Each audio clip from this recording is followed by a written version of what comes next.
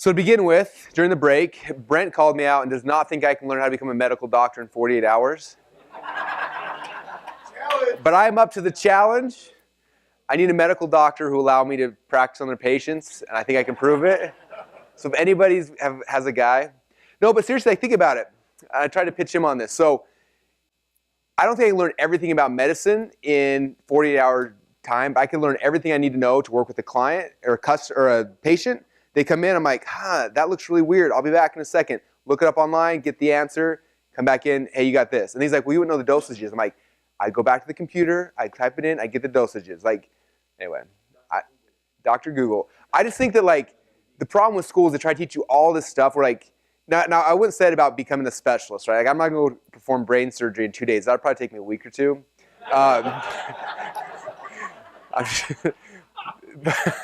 I'm messing on that one. No, that's a different story. But anyway, I'm really not that cocky of a person, I swear. But I think literally any of you guys, though, you could learn. If you look at the learning cycles, I can't remember who I was studying was talking about this. They're talking about how here's 100%, right? And 90% of what anybody will do in their profession, you learn in the first. You can learn really, really fast, right? And there's that last 10% that's the specialist stuff that takes a lot, right? But most of it, you can learn that initial 90% very, very fast. And if you want to become an expert in anything, you can do it very, very quick. Anyway, all right. So now we get to the fun stuff. Now we get to the tactical, the scripts and stuff. So like I said, we're going to start down here at the bottom of the value ladder. And I wasn't going to go up like this, but we only have Robbie for a couple hours. And so Robbie's stuff is awesome. And this is the high-ticket stuff that a lot of you guys are wanting and needing. So we're going to go from here to here, and then we'll come back to the middle stuff. So, okay, so I'm going to start with the first two scripts. So the first one, I call this the Inquirer script.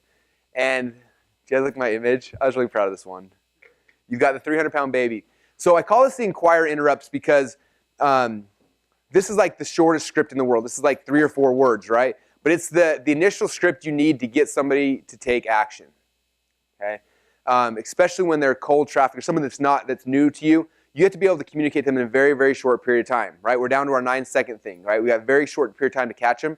And so back in the day, we used to write these headlines that were super big. And I think you can write bigger headlines when people are on more of the product aware cycle, right? We're talking about the different levels. But initially, when we're trying to grab someone's attention, we have to be short, fast, and punchy. Okay, so if you look at probably the best example of that in the world, it's National Enquirer. Okay, I'm probably the only one in this room that does this today, but hopefully by tomorrow, all of you guys will do this. Whenever I'm trying to write headlines, I go to Google Images, I type in National Enquirer, and all these National Enquirers pop up. And I look at headlines.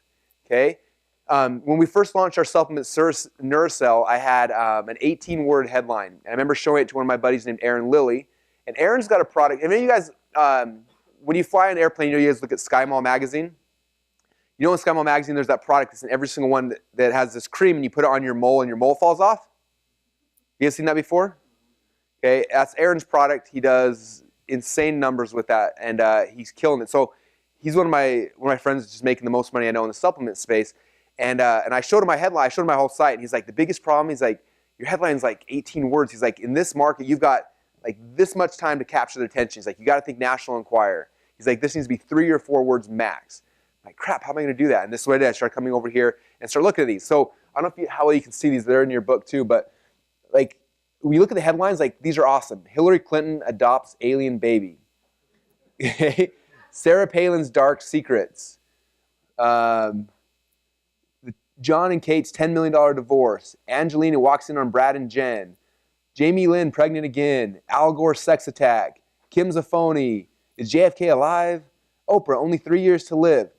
These are freaking good, huh?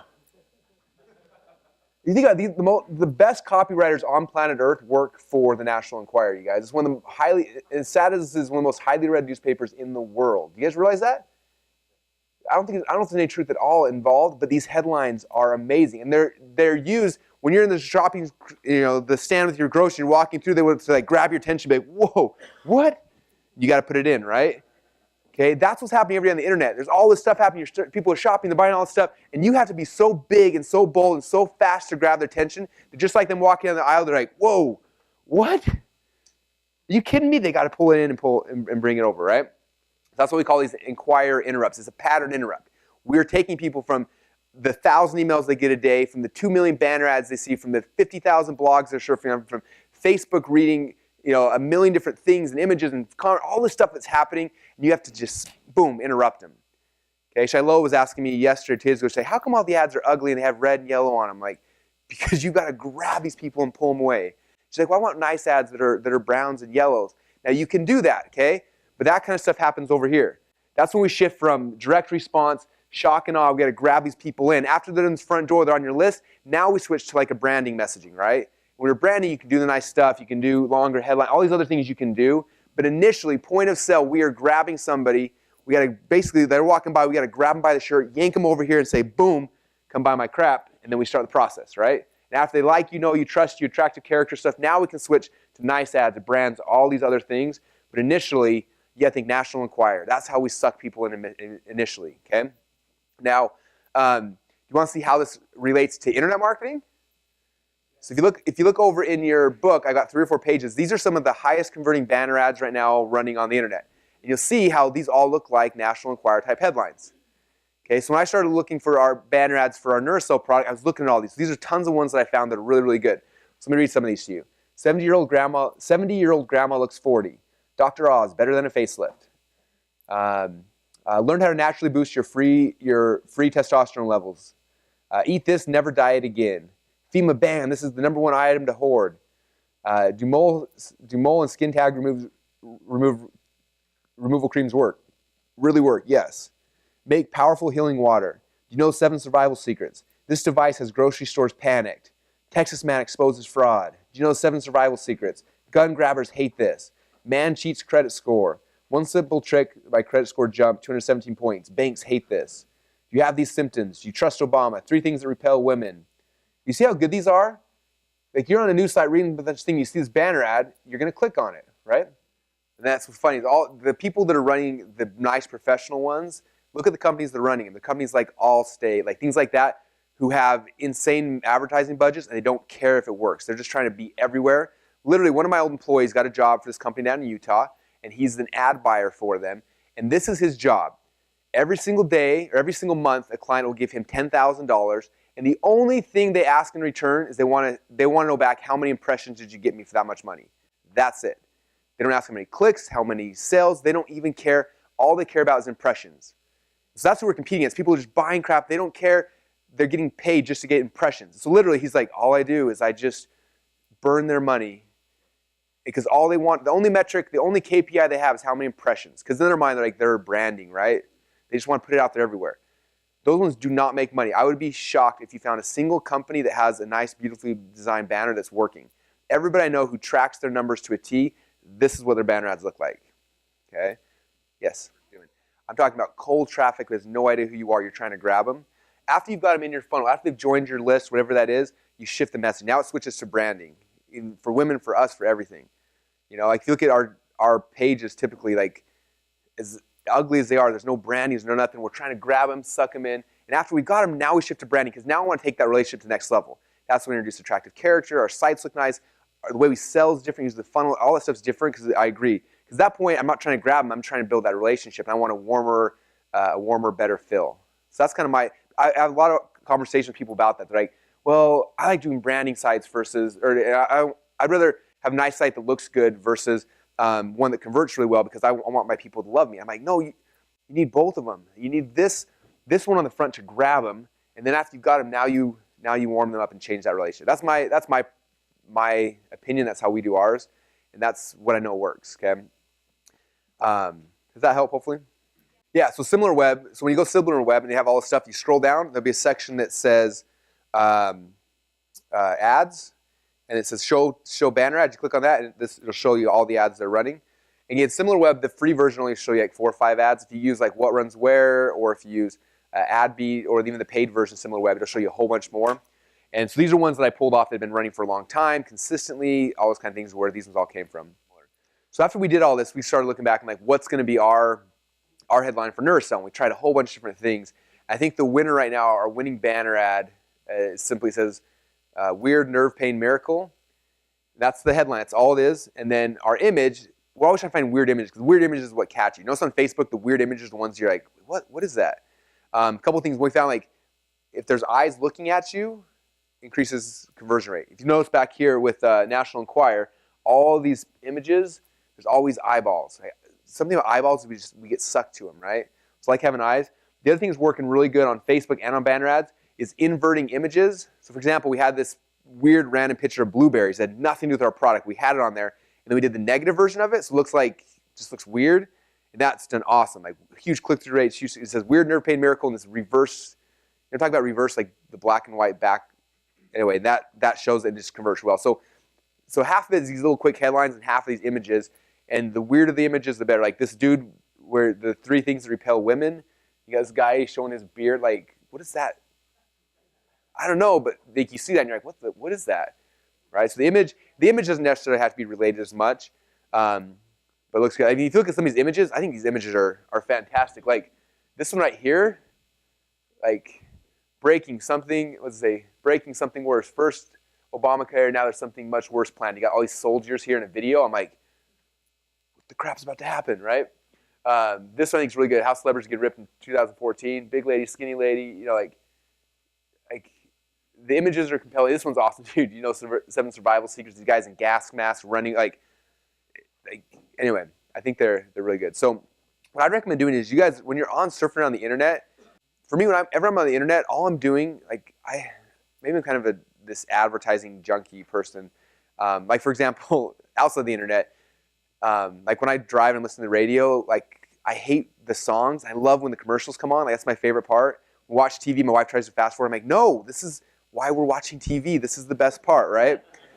And this is how the internet should be for you as well. Like when you're surfing on blogs and stuff, like you can go read your articles, but the #1 goal of doing anything is trying to find the banner ads on the sites. I have a file where every time I see a cool banner, I just copy and paste and I save it. And I've got folders and folders, just tons and tons of banner ads, because I never know which one's going to inspire me for my next thing and my next weird thing, right? And what's the next headline? And so whenever you're on any of your favorite sites, just start looking at the banner ads and grab them. Start building your swipe file, those kind of things.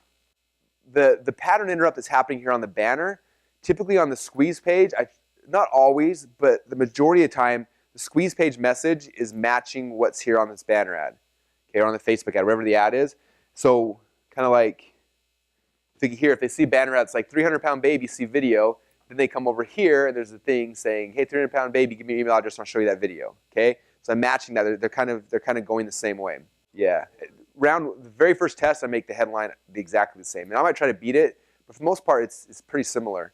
If that 300-pound baby was what got them to click, the next page better be about 300-pound baby, because that's what's going to get them to the next action. Just like email, when the subject line of the email says 300-pound baby, one thing we found that was interesting, this is actually really interesting. So, and you've probably noticed me do this in a lot of my emails sometimes. I don't always do it in my emails, my internal list, but when we're buying email ads, we always do this. So here's the email, right? Here's like the subject line. Subject. What we found is you typically have your email right here, and then in the middle, there's like the blue link, and then there's like more email, and there's blue link, and then your email, right? And before we'd always be like, we just put the website URL here. So we'd be like, hey, I got this really cool thing, check it out here, ... and then www.russellschool.com, and then blah, blah, blah, blah, russellschool.com, right? We did it that way a lot of times. Sometimes we have something, and this link would say click here. We did that for a while. And what we tested a little while ago that beat everything is whatever the subject line was. So if the subject line is weird nerve pain miracle, which is our control right now for all of our NeuroCell mail, the text on this link is weird nerve pain miracle. Okay, so it's congruency. They saw that right now and it got them to open, and they see that again and it gets them to click. Because I know it was good enough that it got them to open, and I changed that to the text of the link is the exact same as the text of the subject line, dramatically increased click-through rates. Okay, then we took the next step, and we took that exact same thing, and that became the headline of the landing page, increased opt-in rates. Okay, so we found out what was speaking to them, what was the most important thing. So this becomes the same as these, becomes the same as this. Now, in some situations, you probably could beat it, but by default, step 1, I would just do it that way, and try to beat it from there. But step 1, I would lead with that. It's kind of cool, huh? All right. Any questions about the pattern interrupt stuff there? Okay, the same pattern of ideas, same thing we're doing on our Facebook ads. Think about the Facebook ads you guys click on. Like anytime you click on an ad, especially in Facebook, like right before you click stop, take a little screen capture of it, because if it caused you to want to click, that's a good sign it's probably a good ad. Every time I take an action, I'm like, wait, why did I do that? What gave me the emotional need for me to click on that thing? What was the reasoning? I love trying to figure that stuff out, and I'm like, how can I copy that? How can I do the same thing in my ads? Okay, so that's the very, very, very front of the value ladder script. Pre anything, we're just creating ads trying to get people to come over and click, right? Okay, so the next step now is after we got someone through the funnel, this is one of my lower end of the value ladder scripts, okay? I'm typically using this for if I want to have some kind of sales message on a squeeze page. Usually I just have a headline, but if I do have some kind of sales message on a squeeze page, this is the script I follow.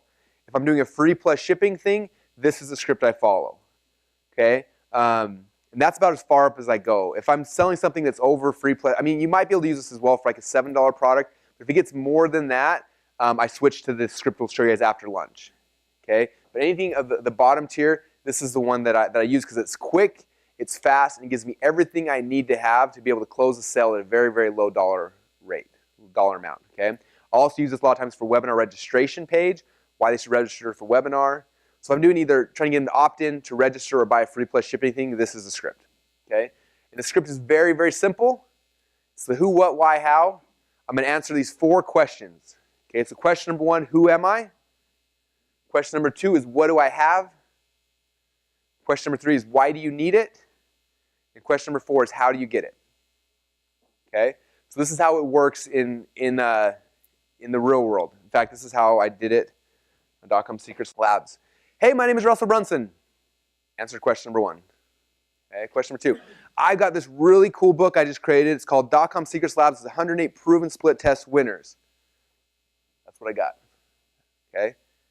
I got what I did.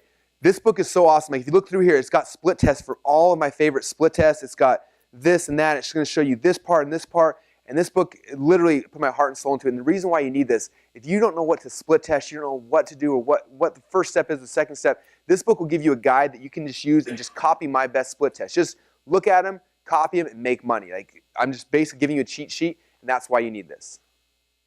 Okay, there's my why. And then how.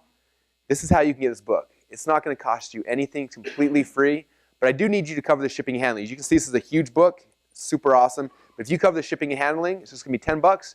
I will ship this out to you for free. And right here on the side, there's a button. Click on that button and fill out the form, and then we'll ship this out to you. Boom, that's how they can get it. That easy? Okay. Free DVD, I would do the same thing. Free whatever, automated webinar. I got this webinar coming up. It's going to be awesome. This is why you need it. This is how you get it. Just register on the form on the side. So the how is like my call to action. Where am I telling them to go? Okay. So that's the core message. Now, the other amplifiers you can add on this, and I didn't realize this till when I was preparing this whole thing. I was looking at all of our front end things, and the core script I've always used when I create my videos is the who, what, why, how. But I realized in like the .com Secrets Labs, and you can see it really blatant, is I have that whole thing. That's the first message, and at the bottom of it, I have 4 closes that I used. Okay, the first close was the catch, because everyone's wondering like, what's the catch? Okay, and so with this, basically, because there's no catch, I say, look, everyone's wondering what the catch is. There's no catch. I'm not charging you continuity. I'm not doing anything sneaky or whatever. I'm just trying to get one of my best products in your hand. Okay, I explain, if there's a catch, I got to explain what it is. If there's not a catch, explain that there's not a catch. And then you have to give them kind of a reason why, like a because. I can't remember which book. Someone here, I'm sure, will know what it is, but I think it might have been Cialdini's or someone's. But he was doing this study in a college. They had like a drinking fountain in the corner, and they had this huge line of people behind them, and everyone's getting in line, and they're taking these drinks, and they wanted to test. They just wanted to test like different psychology about how they could get people to do what they wanted. So they would do is they have these people go up in this huge line, and they have them cut in front of like the first person, and it's like, hey, I need to cut in line. And they did all these tests for a long time, and what they found is that they came in and said, hey, I need to cut in line. People were like, no, get in the back. But if they gave somebody a reason, any kind of reason, just because, hey, I need to cut in line because I got to go to the bathroom. They're like, all right. Didn't care. It didn't matter what the because was. Hey, I need to cut in line because I'm thirsty. Like, okay, cool. As long as you gave them a because, they're like, oh, okay, cool. And it was like, I can't remember the numbers. It was like 93% of the time that they used a because and to put anything after it, even if it was completely ridiculous or stupid, the person didn't say anything. But if they just said, I need to do this without giving me a reason why, because, then the people would say no almost every single time.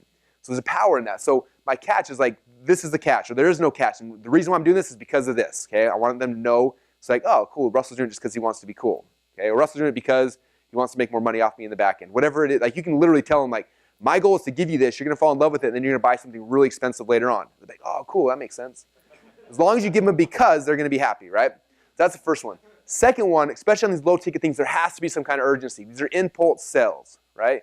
Like, here's this free book, it's gonna be here forever, buy it whenever you want. They're like, okay, cool, I'll come back. You've gotta have some kind of urgency. So for us, we print 1,000 of these at a time. So I'm like, hey, we print 1,000 at a time. The first shipment went out and we sold out in 2 weeks or 2 days. Second shipment we sold out in 3 days. We've got some right now. If this page is up, we got some open right now. I have no idea when they're gonna be gone, but when they're gone, so click on the button now. Okay, automated webinar, this thing's happening this week, you gotta do it right now. Okay, squeeze page, this is available right now, but it's not gonna be available forever. Some kind of urgency you have to tie because it's an impulse sell. And impulse sales, if you don't have that urgency, you don't take them. Yeah, don't lie. And I learned this from Armin Morin, because I asked him, because he speaks at like 80 events, and every single time he had this great urgency. And I'm like, how do you do urgency when you're speaking every week and you're selling the exact same thing? Like, people catch on?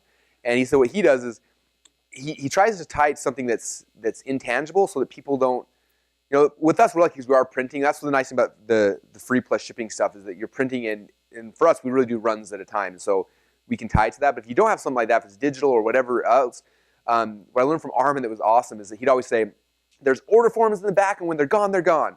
When they're gone, they're gone. What does that mean? When they're gone, they're gone. But it gives you urgency without like lying, right? Like, I'm selling these books right now. When they're gone, you got to hurry.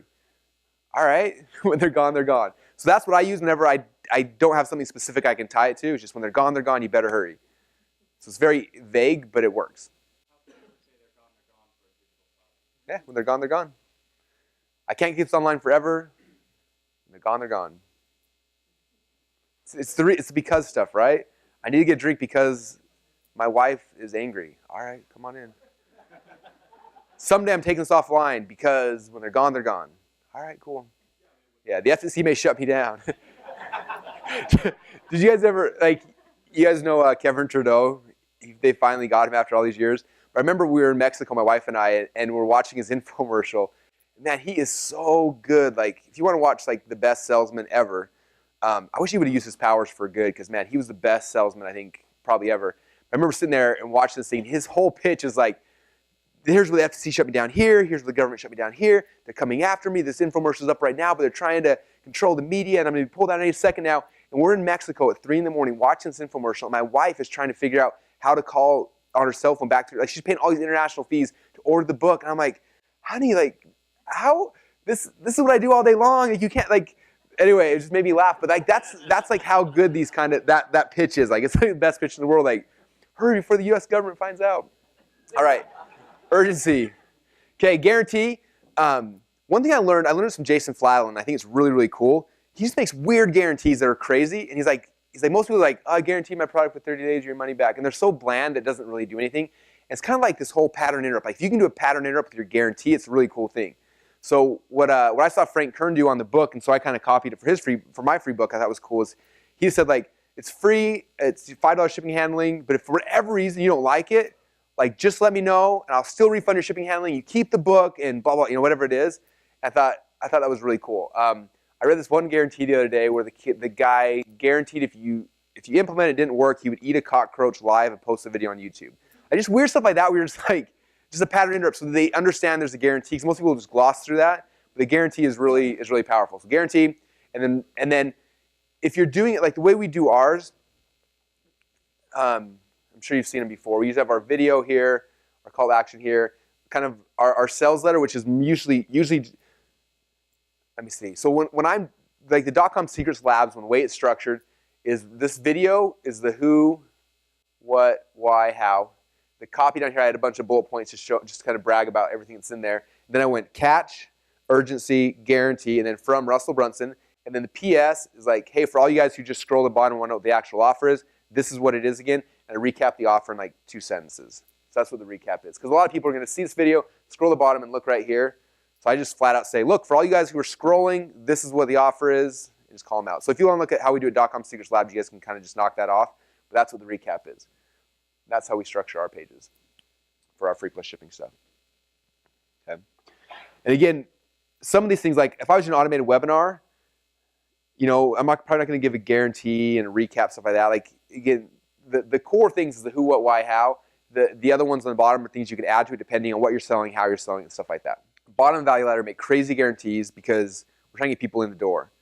Okay, if someone signed up for $25,000 our coaching package, I'm not guaranteeing nothing because if I spend my time, my energy, my effort, and they don't like it, like I'm not giving the money back that I spent all the time. So my guarantee shifts up as I move the value ladder, which is usually fine because again, they know you like it. Like, if they see value here, here, and here, you kind of weeded out all your tire kickers and the people that are going to be garbage down lower, and the good people are up here. And so my guarantee changes. Like our guarantee now in our high-end coaching, you got 3 days, right? You sign the contract, you have 3 days, and then it's done, right? And that's kind of how that's how most of you guys should structure things as well. Yeah, that's based on law. I think we have to do that. Yeah, you have 3 days in the contract. So our high expense. I mean, you guys know that paid expense stuff. You sign a contract, you got 3 days, and after that, it's done. So that's why initially, like if you look how we do it, you guys, as soon as you sign the contract, we send you something in email because that's officially when the clock starts. Coaching has begun. You've got the intake form. Boom, and the three-day clock kind of starts going. So, good questions. All right. Any other questions on who, what, why, how? If you guys are like, need to make a sales video really, really fast, this is it. Get your iPhone out. Boom. Who, what, why, how, done. Put it up. Make some money really quick. It's just the fastest, easiest way to test something, get it out there. We use the script all the time, especially when we want to do something fast. Okay, the other ones I'm going to show you are really good, but it's going to take you a day, a week, a month to create the whole entire sales thing. This is one that's the fast, the easy. We pulled out of our pocket a couple times a week. When I'm doing a webinar, or I'm doing an email, I use this. I use all sorts of different parts in my thing. I think John Carlton was the one who first showed me that process, who, what, why, how, and we've been using it for 5 or 6 years, and it's awesome. All right, so what we're going to do is right now we're going to shift to the top of the value ladder. I'm going to let Robbie come in. I'm going to switch microphones, but while he's kind of coming up here, kind of a backstory. When we first started our call center, we had our I think at the time when we first came, we had what, like 5, maybe 10 guys, 4 or 5 people. Robbie came up from Utah and started working with us and helped us take it from 4 or 5 people up to 60 people. It just was amazing. And then we shut the call center down. We kind of left, and I didn't see Robbie for a couple years. And then when we kind of decided to bring it back in a different format, in a very small format, we built it out. And most of you guys met Troy and Kimberly yesterday. They were kind of the initial guinea pigs, and they spent a month or so kind of testing things out and trying things. I think in the first month, I think they made 1 sale. And I was like, man, this sucks. Like, we spent so much energy and effort building out a funnel and driving traffic and everything, and just it didn't make any money.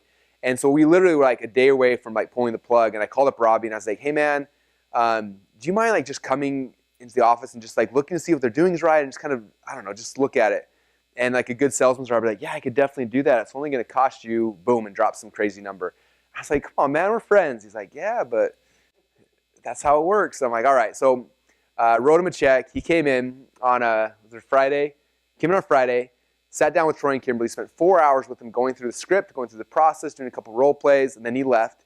That was Friday. The next morning, Troy and Kimberly came in. It was a Saturday. They picked up the phone, and within 3-hour period of time, they sold $36,000 worth of coaching. And then I called Robbie back up. And he said, man, that was the cheapest money you ever spent. He's like, you should be paying me more for this stuff. And he was right. And then he came back like 2 weeks later, just more training with them. And literally from that one little 4-hour session, was able to take our guys from making almost nothing to averaging $30,000, $40,000 a week. And then after a little while, he saw what they were doing, and he asked me to come back, and we're happy to have him. He's come back, and most of you guys probably talked to him at one point, but it's helped take our high-end sales process from I think we'd closed one $25,000 sale ever to right now we're averaging about 2 a week, plus a bunch of $8,000 and $15,000 sales as well. It's been blowing up. And right now we're doing net sales. We're netting more with 2 people or with 3 people right now than we were with 60 people before. And it's all kind of through this process he's going to be walking us through. So he's going to walk us through the 2-set script that he uses. He's awesome, one of the best salesperson I've ever met, and excited to have him here. So everyone, let's give a round of applause for Robbie Summers. Wow, guys, that's kind of a lot to live up to. I appreciate Russell, and I appreciate the opportunity to be here with you guys. There's a couple of things that I really want to express to the people in this room. Most of you I have spoken to on one level or another, and most of you on one level or another have trusted me with your time, trusted me with your money, and I want to express my gratitude, my thanks to you, because without that, we wouldn't be here, without you guys doing this and wanting to build and grow your businesses. And so I appreciate that, and thank you very much. The next thing that I want to do is, how many of you guys want to know how to take your $300 buyer, your $10 buyer, and turn them into a $25,000 sale? Is there anybody here interested in that? Okay, all righty. Let me, just because Russell likes the stick figures, I'm going to I'm going to just give you guys a quick little demonstration on why and how this works. If I've got my stick figure here, and if I asked you guys, if I was to put on my stick figure, what part of the body does emotion come from? The heart. Okay. So I've got my heart right here. Okay. And what part of the body does my logic come from? My brain, right? Okay. Where do you guys keep your wallets? Where do you keep them? You back pocket, side pocket, right? Like so let's say down here, I got my wallet, right? Which one's closer to my wallet? Is my emotion or my logic closer? Okay. And so the thing that we have to do with this, Russell told me, hey, Robbie, I want you to take, your 20 years of experience, your 20 years of knowledge, compress it into 30 minutes, and teach these guys everything that you know. And if I could just very, very quickly, the most important thing with doing a high-ticket sale is making sure that the people understand the emotion. Now, you got to have the logic there too. You can't have empty air. You can't have an empty product. The script process that we go over, it generally takes about an hour and a half to 2 hours to go through the whole process. And unless your mic, one tempo, it took about 20 minutes. But that was because Russell set that one up. Okay.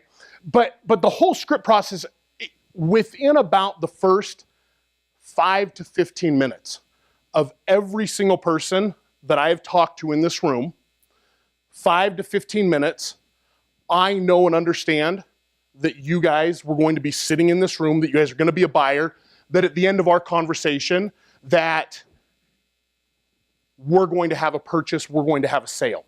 And the reason is because of the emotion that we draw out of people. And the reason that we can draw the emotion out is because Russell's got the right funnel done, it's set up, but I could take all the time in the world and I could go through everything with the set script, everything with the closed script, and you guys all have access to that in the black box coaching area, it's all there. But the very, very most important thing, even when we get to finding credit, I was talking to, what was your name in the back? Yes, I was talking to Natasha on Thursday. Kimberly and I were talking to her, and Natasha said, you ask people how much they have available on their credit cards? Are you serious? I would never, ever do that.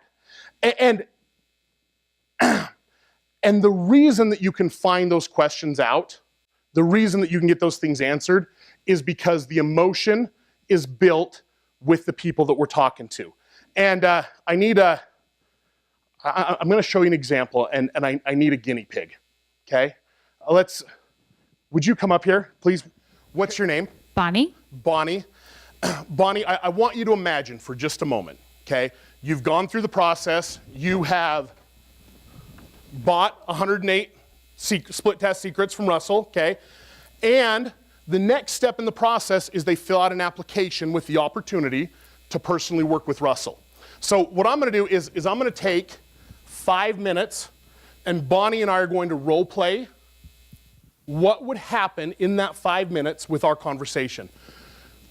Ring, ring. Hey, Bonnie, this is Robbie with Russell Brunson's office. I got your application here, and I understand that you're interested in working with Russell Brunson. Is that right? I don't know that I said that. But Bonnie, did you fill out an application? Oh, I guess Remember I doing did. I forgot. I must have been busy on Facebook and I forgot. Sorry. No problem, Bonnie. That happens all the time. Bonnie, as far as working with Russell Brunson and building your business, why are you interested in working with Russell? Well, I listened to his webinar and it just was really clear to me that he really knew what he was talking about. Just some subtle distinctions he said that just pulled it all together for me in a big way. And I guess if that's what he's offering for free, I was just curious, like what, working with him one-on-one could do for me. Sure, and that'd be pretty incredible to be able to work with him one-on-one, wouldn't it, Bonnie? It really would be. Bonnie, tell me a little bit about your business. So I'm starting to launch a business. It's basically my first course, and I'm teaching entrepreneurs how to outsource their weaknesses and the things that they hate to do so they can focus on building a life and a business that they love. And guess what happens? They make more money. So you're trying to build that and you're trying to create that for other entrepreneurs? Yes. Okay, that's awesome, Bonnie. I love that. Bonnie, as far as building this business, why do you want to build this business? What are your goals? What are you trying to achieve? Bonnie, are you working a full-time job right now? I'm not. Okay, what's your purpose behind building and growing this business? So my purpose behind doing this is that I want to use this as a platform for creating my first product launch to get me better known in the space, utilize expertise that I have, and then ultimately probably pivot towards helping people have a better life on a day-to-day basis. So more personal development stuff, more enjoying your life more. But this product launch is initially just going to be a platform for me to become known, make money, utilize my expertise, et cetera. So Bonnie, you want to use this to build your brand. You want to build you, right? Yes, I do. That is awesome. Bonnie, why is it so important for you to help out other people and let them know the same things you know? It's really important for me because that's what I'm passionate about. I really care about people and I really want to help people be happier because I'm one of those really weird emotional people that feels people's emotions, and when people are happy, I'm happy. So it's kind of like a selfish move on my part. Bonnie, have you worked with people before and done some of this entrepreneur coaching, even like on a personal level? So I haven't formally coached anyone. What about informally? Informally, yeah, actually. So informally, I've worked with a life coach before, and then I've also worked with some high-level entrepreneurs who have walked me through and mentored me through my business. Bonnie, what happened when you worked with those life coaches, when you worked with them? How did that benefit you? So one of my my coaches is someone who has built hundreds of millions of dollars online, and just simple conversations with him helped me get such huge insights in such a short amount of time. I feel like it saves me years of trial and error, which is just so important. Now, and you want to be able to do that with other people? I would love, ultimately that would be great. So that's kind of your goal, kind of your vision is to take those people that and do the same things that have happened to you to be able to do that and help out other people? Yeah, that would be great. Is there anybody in particular you're wanting to help? In terms of my target audience, or do I like some people better than others? Target audience, or is there, do you have somebody in mind that you want to help? Yeah, for the initial product launch, I think that consultants and speakers and people who are really great with the in-person stuff but less good with the technical parts would be an ideal fit. Okay, so people that need some help and walking them through that, great. Bonnie, let me explain to you what we're doing, okay? You're gonna have the opportunity to work, if you qualify for this program, directly with Russell Brunson. Mm-hmm. Okay, Bonnie, do you think Russell can help you to build and grow your business? Yeah, that's really clear to me, yeah. Why is it? Why do I think he can help me? Well, because he's obviously at a much higher level than I am, and so he's already had the bruises, the scrapes, the mistakes himself, and so I might come up with an idea and really not be sure of it, but it's always just so helpful when you have someone who's like, oh, actually, even though that seems like it's going to work, it totally won't. And by the way, you need to make sure you have more than one merchant account. Okay, there's a lot of things that he might be able to tell you, a lot of things that he might be able to teach you then, right? Yeah. Bonnie, if you had that opportunity to work with Russell Brunson directly, and he could teach and train you those things, how many people do you think you could reach? I mean, I think I would be able to reach probably 10x. I don't know an exact number, but probably 10x what I would be able to do on my own, for sure. And a lot faster, which would be great. What would that do for you and for your business? I mean, that would be awesome because then I could spend more time like living my message and having an even more fun, better life myself. And that would be amazing and help light me up, which I feel like I could shift back to my audience, which is great. So, and Bonnie, tell me about this life that you want to live. What do you want to know exactly? Tell me about this life you want to live, Bonnie. Okay, what do you want to know about it? When you say there's things that you want to do, is it traveling? Is it spending time with kids? Is it a new house, a car? What is it with this life that you want to live? Okay, so my ideal life is that I get to like take lots of classes all the time and learn about all sorts of fun things and then relay that back to people and teach them how, like, be sort of like the female Tim Ferriss who learns things really quickly. And then it's like, oh, hey, you want to hack like how to act really quickly or act secure or be more confident? Here's what I learned in my life experiments.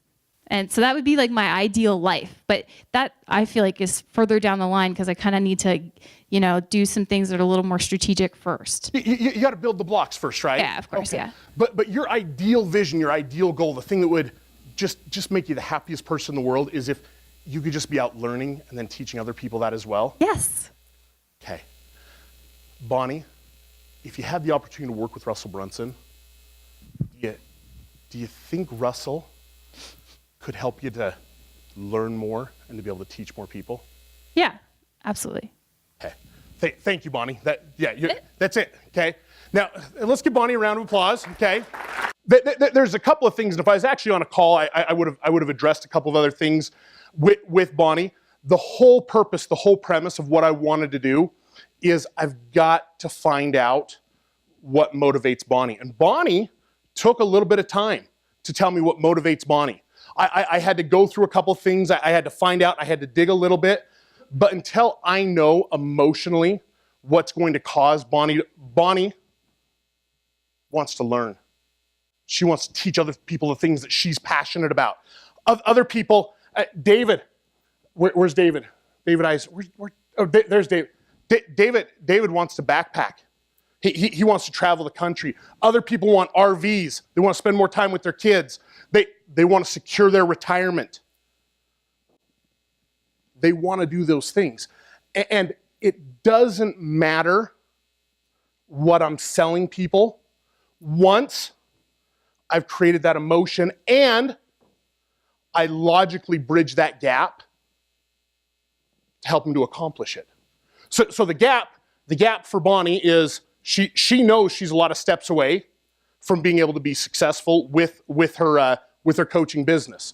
And she also knows that Russell is over here and he knows how to market, he knows how to drive and build and grow a business. And if I can marry the two, if I can bridge those two things together, all of a sudden I give Bonnie the opportunity to reach her goals, her dreams, her successes, everything that she wants and needs to know in life. Now, Bonnie, if you thought there was that much of a chance, just the smallest, slightest chance that I could help you to sit in classrooms, to sit in meetings like this and learn for the rest of your life, would you probably tell me anything that I wanted to know to help you build and grow your business?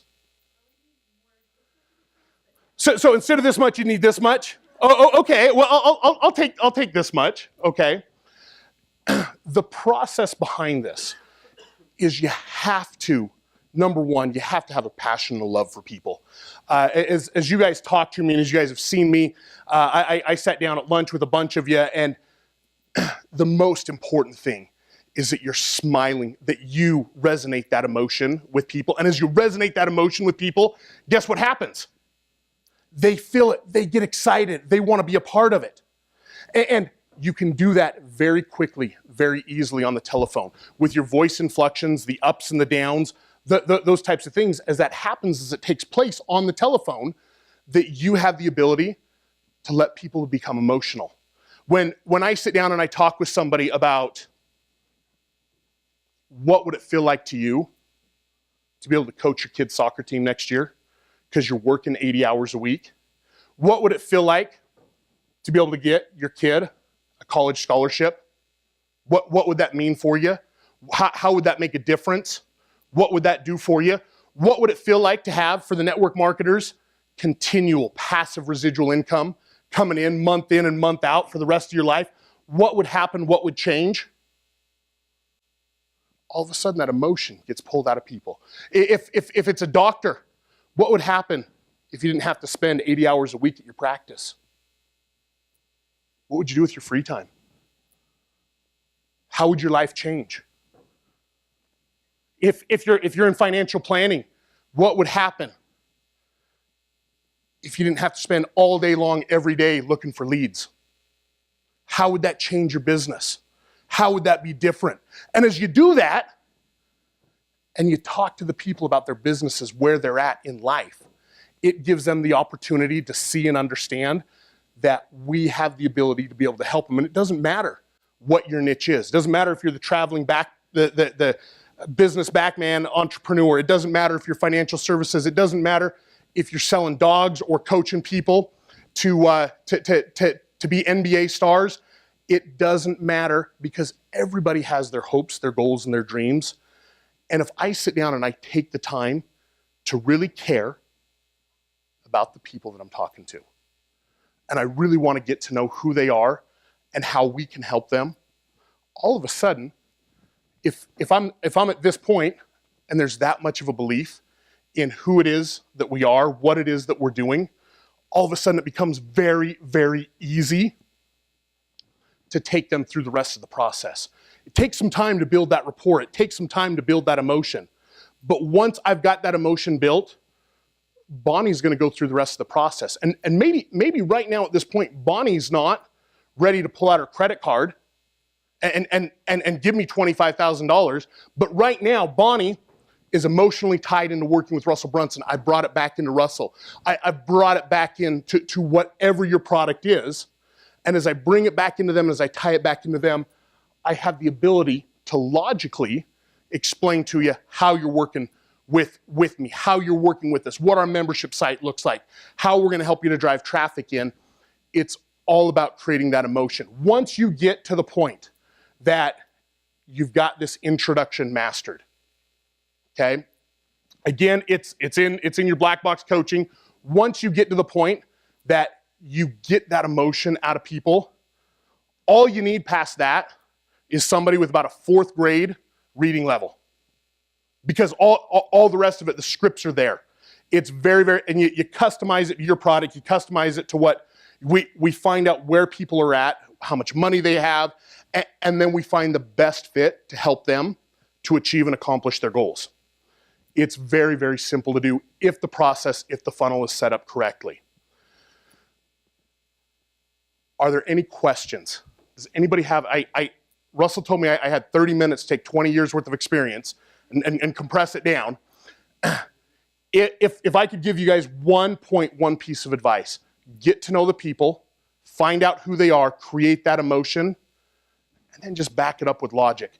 The other thing with your call center, with your high ticket sales, the entrepreneurs, you guys, do not be the guys that are on the phone selling. Worst thing in the world you guys can do. Take that out of your mind, get it out of your heads, find people, and we talk about it in High Ticket Secrets it's in the Black Box Coaching, teaches you how to find the right person, how to walk through that process, find people. Do not be the person on the other end of the line. You're too emotionally attached to your product, you're too emotionally attached to what's going on, and all of a sudden you start talking about all these things that have all this logic, all these reasons why people need to buy, and all the reasons that people need to buy are down here.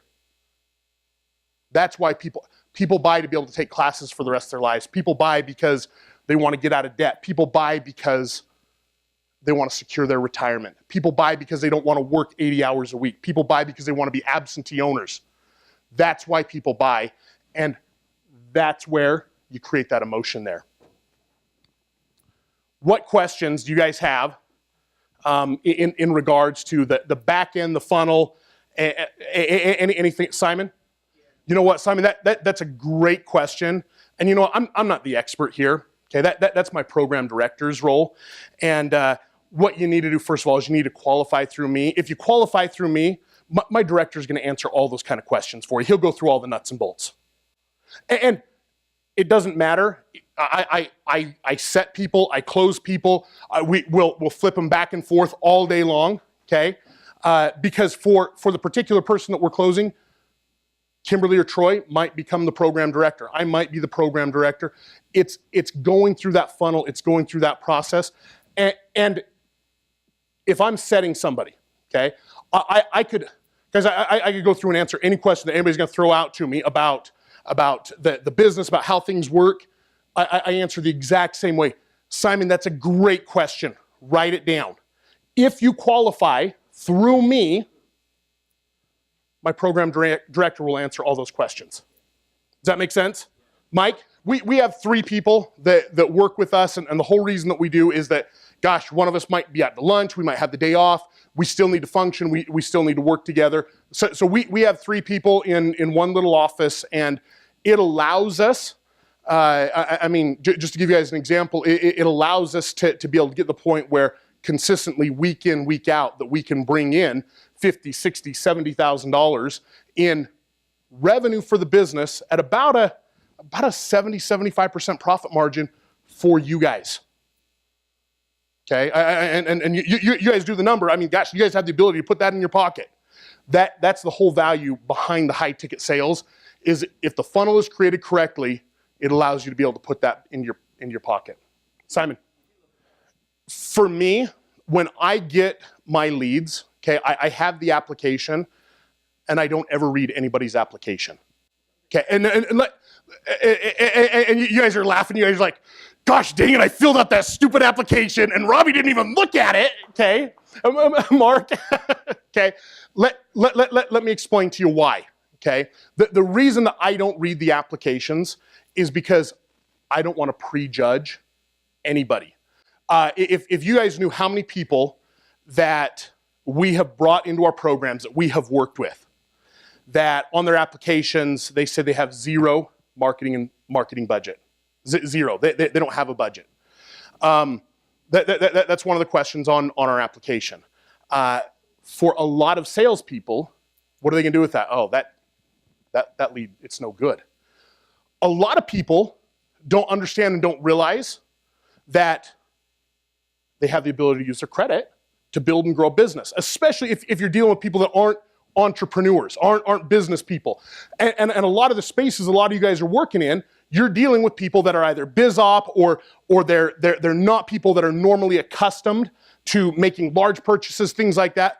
A lot of people don't, in the back of their mind, think, gosh, I could use and I could leverage my credit short term, because if you get my kid a scholarship to play basketball, how much money does that save me over 4 years? Hundreds of thousands. And how much are you asking for your top level? What's your top level? 2K? I am not a mathematician, okay? That seems like a better deal, right? $100,000 worth of student loans or 2K on a credit card, okay? Most people don't understand, they don't realize that their credit is a tool that they can utilize. And so we talk about that in the scripts, and you'll look at that, you know, as we go through Probe, Finding Credit, we talk about how credit works and how most entrepreneurs, you use the example of a real estate, a real estate investor, they don't go out and put $200,000 into a home. They use the bank's money. They use it short term. They turn around, they put a renter in it. The renter pays the loan off. They've used the bank's money instead of theirs. Your credit's the same thing. Most people don't mentally walk through that process. And there's probably a lot of you guys in here that are saying, yeah, duh, Robbie. Of course my credit is a leveraging tool. The people that most of you guys are talking to don't understand that, don't realize it. It is something that you have to sit down, you have to explain to them. And and you've got to tie it back into some of this logic up here. That's where that comes in later on down the road with the script. Just takes a minute to be able to do it. I don't read the applications. I think you have some good questions on there, and I don't want to say it to offend anybody who took a lot of time to fill out the application. I would much rather take the time to hear you, to talk to you, to develop a relationship with you, than read a piece of paper. Because I don't want to prejudge you, I don't want to pre-frame you, I want to know who it is that I'm talking to. And the best way for me to do that is to be on the phone, talk to you face to face. That's what allows me to be able to do that. That answer your question? I can come back to it and revisit it, but I don't want to talk to people that filled out an application 2 weeks ago. If you filled out an application, do you know the very best thing to have happen? If you filled out an application, the next step is call this number. If you want to talk to somebody, if you can't wait for somebody to call you, call this number. Okay, that's the next step in our process. I want to be talking to you as quickly as possible. Every single day, I come into the office 8:30 in the morning. And the very first thing that I do is I print off all the leads that we had that came in from the applications the day before. And the first thing that we do is we jump on those leads. If I let you sit for 2 weeks without making any contact, without trying, without doing anything at all, that leads become so cold at this point. If I can get you within 24, 48 hours, I have the ability to immediately spark that. Hey, what are you looking to do with your kid? Why do you want him to go to a Big Ten school? Why do you want this? You start asking those things, it's going to build that emotion right away. I do. My personal favorite is, are you going to put that on your Visa card? It should start with a 4. Okay. I mean, there's a lot of different things. Hey, as we talked about before, we're going to leverage this on a line of credit. Looking at the notes here that Troy has taken on you, it looks like probably your Visa card is going to be the best. It should start with a 4. How does your name appear on that? Now all of a sudden, because how often? How many of you guys have a middle initial on your credit cards? A lot of people. Hey, you know what? I don't know if I have it on. Let me pull up my credit. Yeah, great. Now, so I haven't asked them. Okay. I haven't asked them, what's your credit card number? But you pulled your credit card out. It's sitting right in front of you. You're reading me your credit card. And do you know what happens at that point? I just become an order taker. Great. What's the expiration date? What's the CVV code? Okay. Read me the card number 4 digits at a time. It's a Visa card. It should start with the 4. I'll read them back to you. Just very, very simple, very systematically. That allows you to be able to do that. Everybody that comes into our program deals with Russell, Brent, and John. And if I've got somebody on the phone that is a complete pain in the neck for me, how pleasant are they going to be for Russell? Is Russell, and we go through some very specific qualifying questions. They've got to have the time. Guys, we don't magically build your stuff out for you. Okay? You've got to do the work, you got to put in the time, you got to put in the effort, you got to do the things that we teach you and train you how to do. If somebody doesn't have the time to put in, and they're adamant about it, everybody has the time. There's other reasons, but if they're adamant about not having time, I'm not going to bring somebody aboard the team. If I don't feel like somebody's coachable and teachable in my call with them, and I know in 2 weeks that person's going to be talking to Russell, Russell doesn't get mad. Like I've known Russell for like 8 years. He doesn't get mad. If Russell comes in and says, Robbie, why'd you sell that person? You know how dumb I feel? And it doesn't happen, but I've got to make sure that people are coachable, that they're teachable, that they believe in what I'm selling. Okay, and all those things, they're all part of the script. It's all in there. You just got to have somebody just read through it. It's all there in the black box coaching. Simon, this is your last one. Because it's my job as the program director, as the closer, to make sure that I'm bringing the right people aboard the team. You know, when the wrong person comes aboard the team and I set the deal, and Russell comes to me because I oversee the call center. Russell comes to me and he goes, Robbie, why'd you bring this person? Hey, you know what? You better go talk to Troy. Troy, you better go talk. Kimberly closed it. Okay.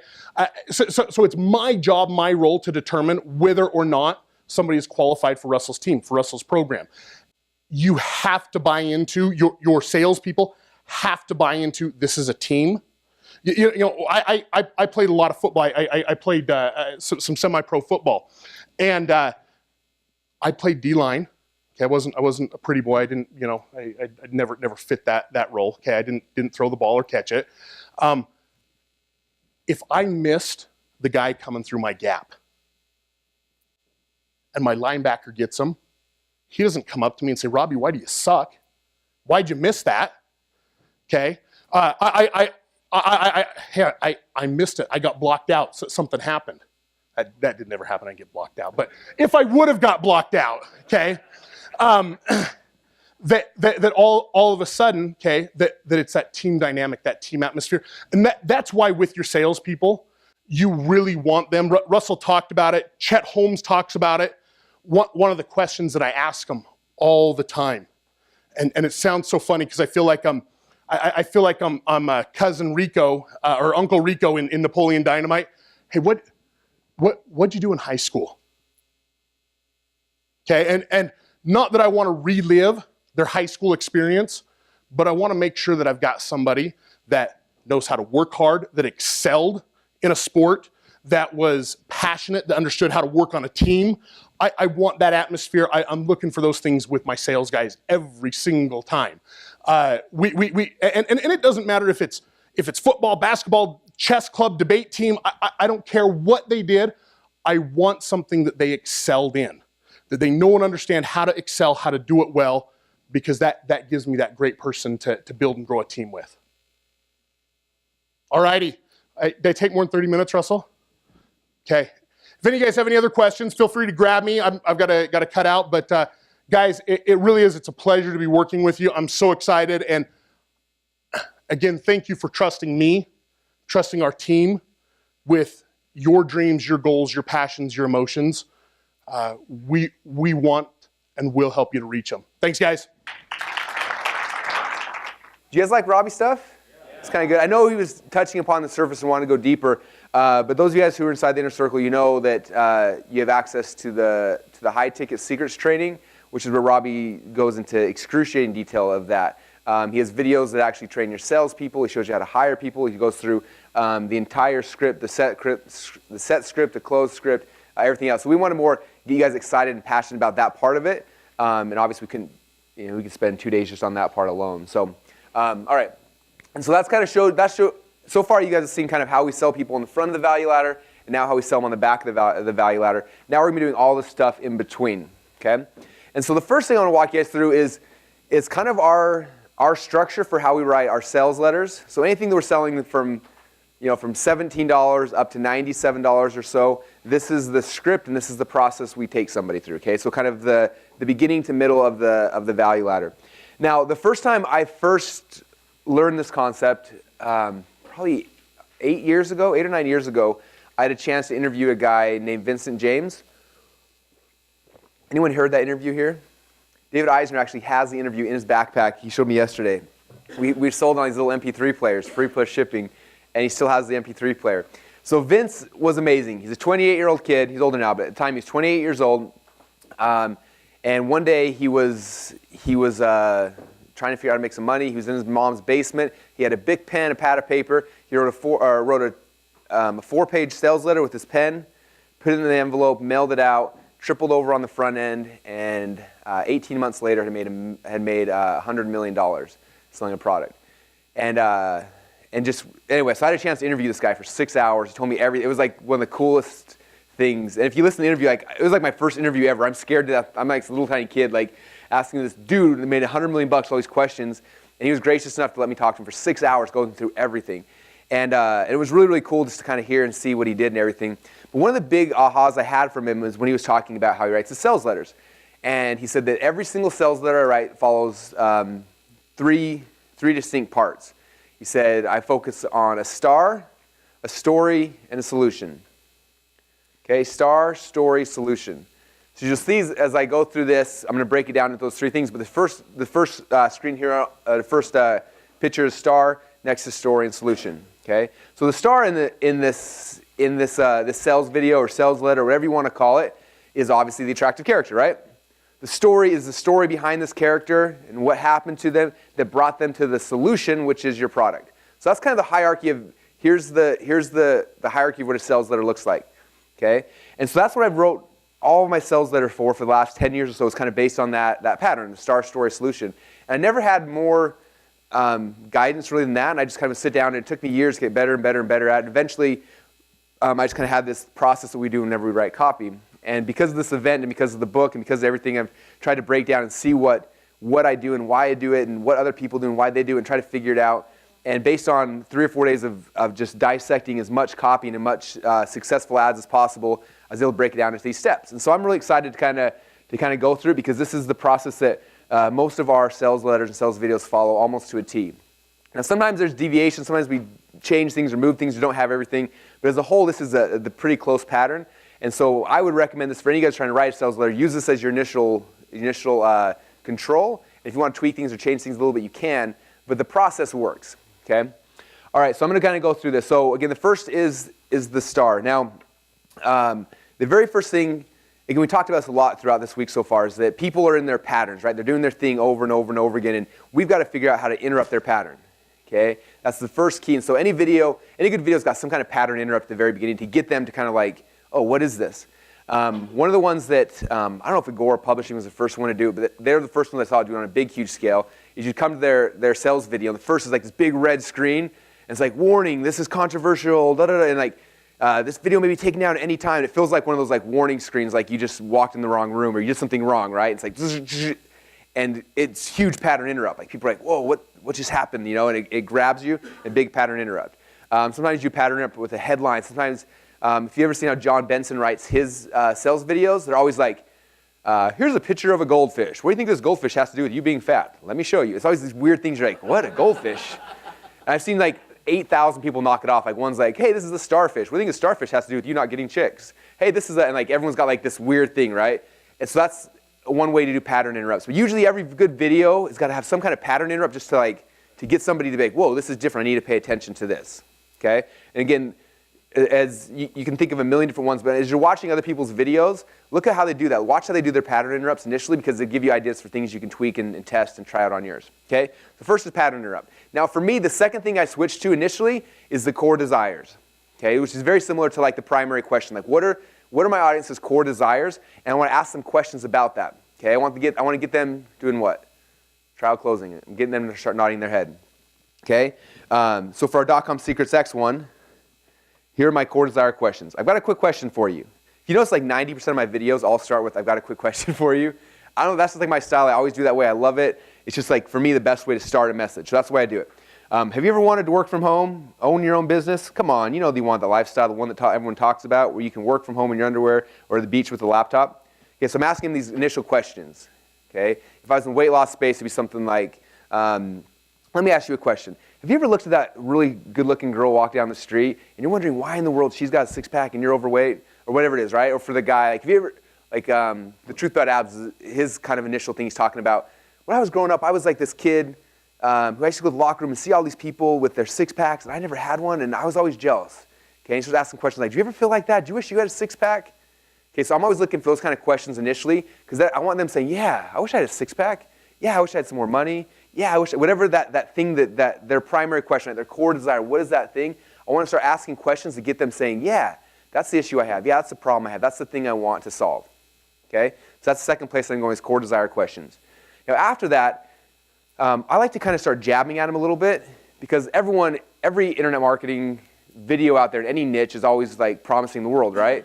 So I want to show that I'm different, and I do that by agitating their past failures. It kind of like showing them like, you've probably tried this before, right? It didn't work.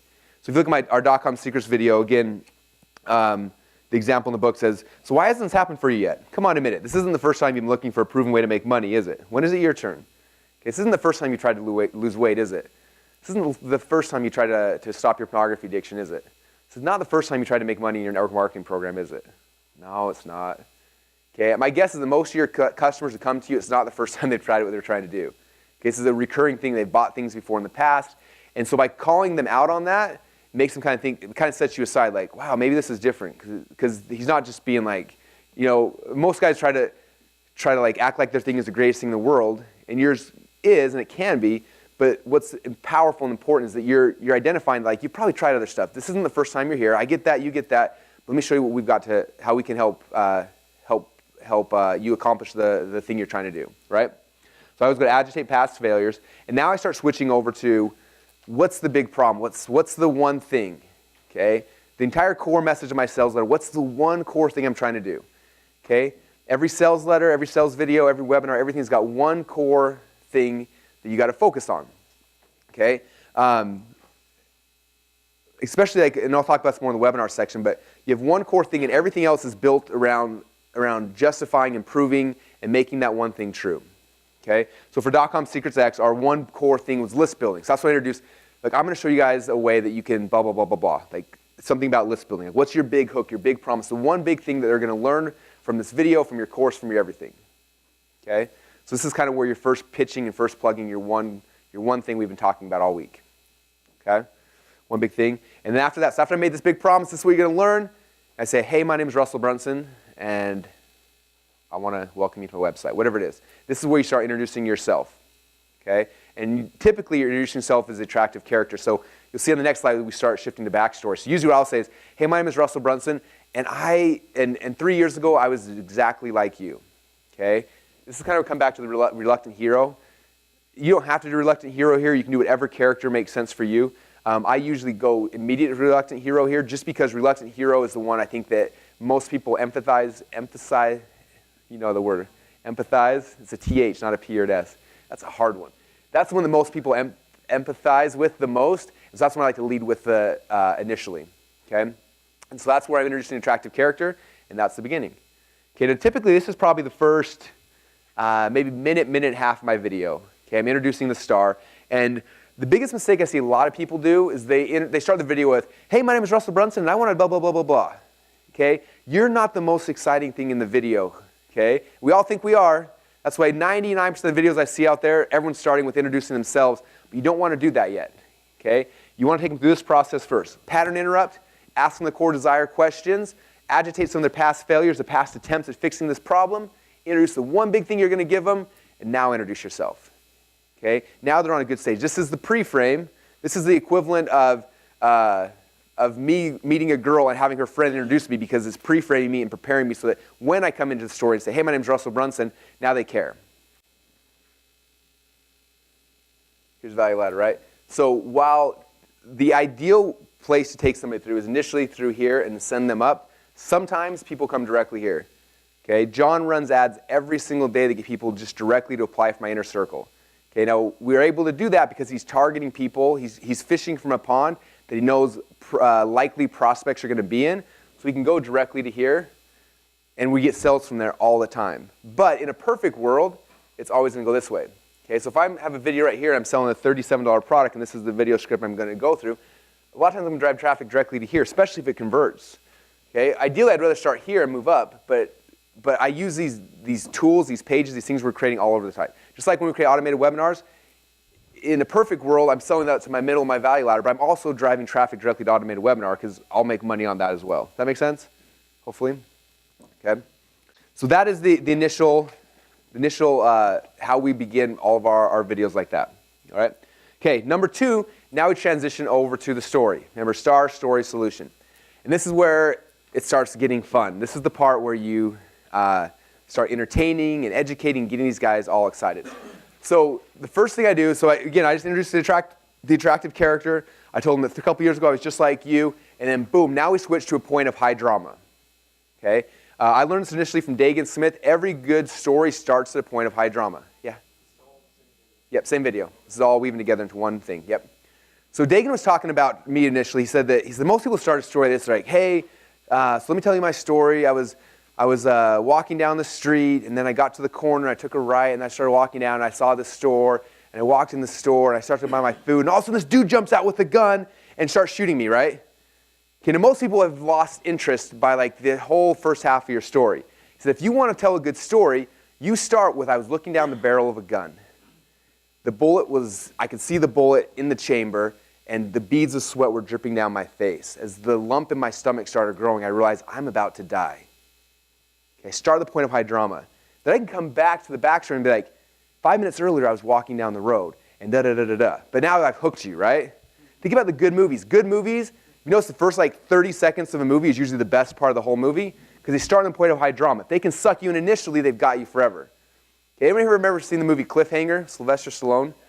I was a little kid, I don't know, 10-year-old, 12-year-old, whatever I was when I first saw that. And I remember, I still this day remember the feeling, because the show begins and there's this big line across this huge cannon, and they're going across this line, and all of a sudden the girl's thing starts breaking and she starts falling, and she catches it, and Sylvester Stallone comes out and tries to save her, and they're fighting, and for 3 or 4 minutes the thing's happening, all of a sudden she falls to her death. Boom. And I remember vividly, I remember sitting there and looking at my hands were soaking wet, and I was like, we gotta watch this movie, this is awesome. Okay? That's the kind of experience you want somebody having at this point. Okay? You want to tell your story, you start at the point of high drama. Now the other thing I learned from Dagan when it comes to story selling that's really, really cool is he talked about how most of us, when we tell stories, we haven't been taught how to tell stories the right way. Okay, we'll tell a story and we'll be we tell things at a very superficial level. So, for example, I was looking down the barrel of a gun. That's pretty good, but most people will move past that. And Dagan, when he's talking, he's like, if you want to get people to have real emotional impact, you have to get past the visual thing, right? The visual is the gun is pointing at my face. Okay, that's powerful. But what gets really powerful is when I start getting deeper, I start talking about the lump in my throat that happened, and the beads of sweat down my face. And I literally, all the emotions you're feeling, what's happening inside your body, what your face feels like, what your back, what your legs, you start sharing that part of it, and suddenly you suck somebody in an emotional level. Okay? And most of us haven't ever done that way, but if you start doing that way, especially during this point of high drama where you can really bring out exactly what you're feeling in an internal state, that's where you really, people start feeling that.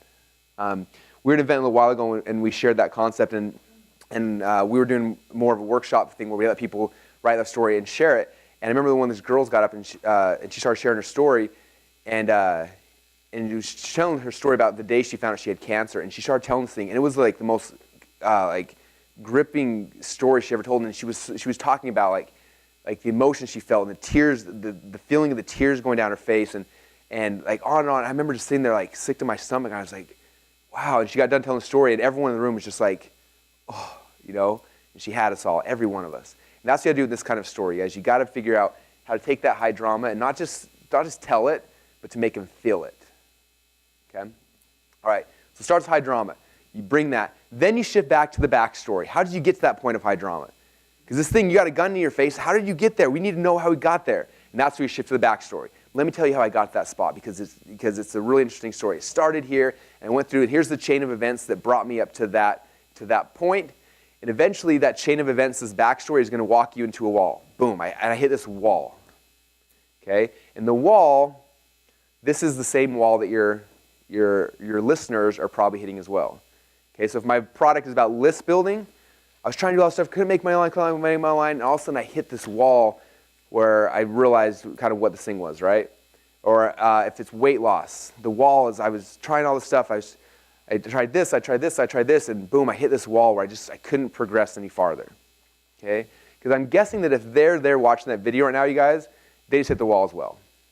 Okay? The person with the pornography addiction, they see that video, they just hit the wall. That's where they're coming to me at. So I've got to meet them at the wall, because their goal is to break through that wall. And if I can show them how I broke through the wall, they're going to have a little bit of hope. Okay? So I bring them to that wall. Now the next step of this right here, after I brought the wall, I got to identify what's the real problem. I hit this wall and I realized that the problem wasn't that I didn't know how to make money online. The problem was that all the people who were making money online, they had a big email list. Everyone, I look at all the gurus, they all had email lists. And I was doing everything else they were saying, but the one thing that they were doing, I wasn't doing. Okay? That's for the list building one. For a weight loss one, I'm sure you guys could do that as well. What's the problem? I tried everything, and I realized that while all these other people were telling me this, and I was trying pills, I was trying all these things, the one thing I didn't realize is this. The real problem was I needed to eat less calories or carbs or whatever the kind of the problem, the thing you're trying to set them up for, okay? So I'm identifying the problem. Now, remember we talked about earlier about inception and creating inception in their minds? This is where that part begins. I'm identifying this problem, and again, if I was hitting the same wall they're hitting, and I see the same problem that they're seeing, all of a sudden start showing that problem to them, right? And they're starting to see it. I'm bringing them on this path. Now, typically, after I identify the problem, there's one of two directions I'm going to go. Okay? One is the epiphany route, where like I had this epiphany. If I would just do this one thing, then everything else would work. Okay, so you take them to an epiphany. And again, my goal is to get them to have that same epiphany with me. If they have that epiphany with me, then again, it becomes their thought. It's their idea. And now they're already pre-sold. So that's the epiphany route. Or the other way is the Declaration of Independence. I tried all this stuff and I got so frustrated, I decided I have to change right now. I have to lose weight. I have to make money. I have to stop my addiction. I have to do whatever it is. I'm making my Declaration of Independence. So either it's an idea they got, or they got so pissed off that they decided they were going to declare their independence. That's typically one of the two directions I take things. Okay? The epiphany is usually, again, the idea, or declarations. I got so upset and angry, I knew that I had to change today. Okay? And again, that's where they're at right now. They know that they showed up and they have to make that change as well. Okay, so that's the next step we take them. All right. So after you've had this epiphany, I had that epiphany, like I had to build the list, or I had the declaration, I have to lose weight. Okay? I made that state. I've drawn the line in the sand and I've stepped over it. Boom. Now I'm going on this journey. Okay? I'm going on this journey and I got to try to figure out some stuff. So the next part of my story is I start telling about the path I went on to find ultimate solution. So after I went through this whole thing and I realized I needed to lose weight, I went on this path. And so first thing I did is I hired a trainer, then a chiropractor, then an acupuncturist, and this is nothing. And I'm taking this path of all the things I tried that didn't work. I tried this. You guys probably tried this thing as well. I bought these ebooks, they didn't work. I bought these diet programs, took these magic pills, and nothing seemed to work. I'm taking them on this path until something worked. Okay? I'm going to tell them about my path to finding this ultimate solution, which in the end will be your product. Okay? But I finally had some success. I had a little bit of success with this one little thing. Okay? So what I'm showing them a little bit of hope. After all these things that I tried, which is probably the same things they tried, I had this little ray of hope. This is where this little hope came in, and I'm opening this little spot of light for them. Okay? And I start sharing, these are the first signs of success I had.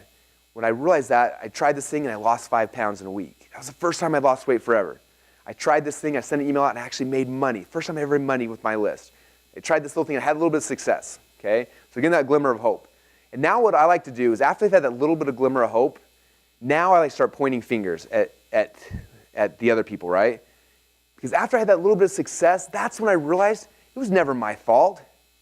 This whole time it was the weight loss company's fault. It was the big bad gurus. It was the big pharmacy companies. It was somebody, right? Somebody that your target market who they also hate, right? That's when I start talking about the conspiracy, because everybody believes there's some kind of conspiracy. They believe they're fat because of something else. They believe they're overweight. They believe that they're unhealthy. They believe that they're not making money. They believe that whatever it is you're trying to sell, they believe that because they think it's somebody else. Okay, we all love conspiracy theories. Anyone know who Alex Jones is? Okay, big conspiracy theory guy. If you want to buy ads on his site, like his audience buys everything. They're huge. They're rabid. They're crazy because people love conspiracies. Okay, so you kind of introduce this conspiracy, and then you shift over to like, you have to understand that this whole thing is not your fault. Okay, do you remember earlier today when I was sharing with you guys, where are we at? Page 55, the beginning stuff of the inception. This is where this stuff's happening, right? Right now, I'm justifying their failures. Okay? This right here is justifying their failures. So this whole time you've been fat, and you probably blamed yourself a little bit. You may have blamed your job, you may have blamed whatever, but it's not your fault.